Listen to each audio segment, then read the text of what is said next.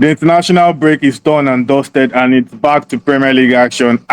This time, there will be no international break for a while, and Victor would have no excuse to say he cannot look at the Premier League table because we're already at round 12 and things are getting busy.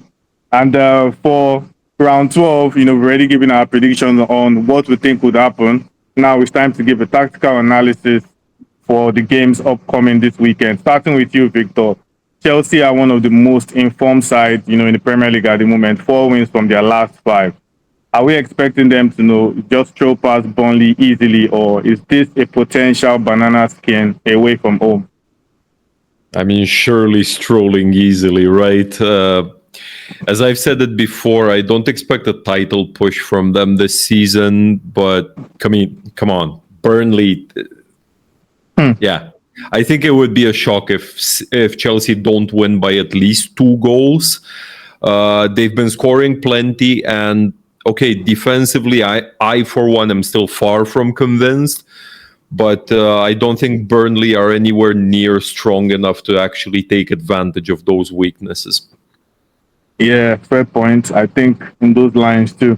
And over to you, Max. Bournemouth have actually lost their last 2 games, while West Ham, surprisingly, have won their last 2 games. So the question is, how do we expect this fixture to play out? Yeah, I mean, looking at recent form, maybe you can think that West Ham can do something, but actually looking at the form for the teams at home and away, like Bournemouth win 3 out of last 4 and draw with Newcastle, while West Ham lost 2 last games and 1 draw, and they lost before that after winning Nottingham Forest. So I would say, obviously, Bournemouth are heavily favorites in this game, and I can't expect them to win it easily. Yeah, fair enough. Back to you, Victor. Both of these 2 sides have, similar form, and they even have the same points at the moment, just, 1 spot ahead of each other at the moment. So who is more likely to take 3 points when Brighton hosts Brentford? I say Brighton, especially with it being a home game. They've been solid at the Amex. They're unbeaten there since early April. They got wins over City and Newcastle there this season, which, by the way, just how annoying is it to get wins over those 2 but draw against Fulham, right? I mean, Brentford are definitely going to be focused on staying up, and their bread and butter, their priority is going to be their home form.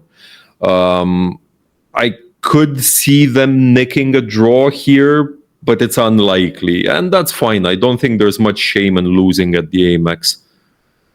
Yeah, fair enough. And back to you, Max. Sunderland's dream start season remains intact. They are currently in the top 4. They drew against Arsenal last time out and whatnot. Are they on course to win against a Fulham side that has struggled so far this season? Honestly, these games look like, for me at least, a proper draw. Because, Fulham's doing great at home. They didn't lose they lost only once in 10 last games, and that's awesome for them. But also Sunderland looks quite solid, and they're not conceding a lot of goals, so I can't expect that as a pure draw.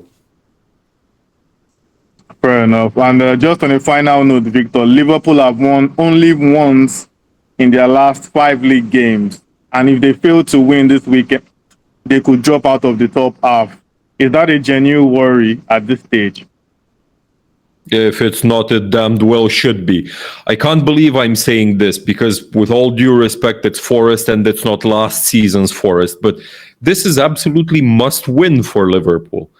They have a relatively easy run of fixtures coming up after Forest. They've got PSV in the Champions League, and then they've got West Ham, Sunderland, and Leeds in the Prem. If they start this sequence with anything but a win, it's bound to snowball into a great big steaming pile of crap. Yeah, it's going to be very, very interesting if Liverpool fails to win. But those are our thoughts ahead of round 12. We still have more games to discuss. These are just the first of some of the games that will be happening.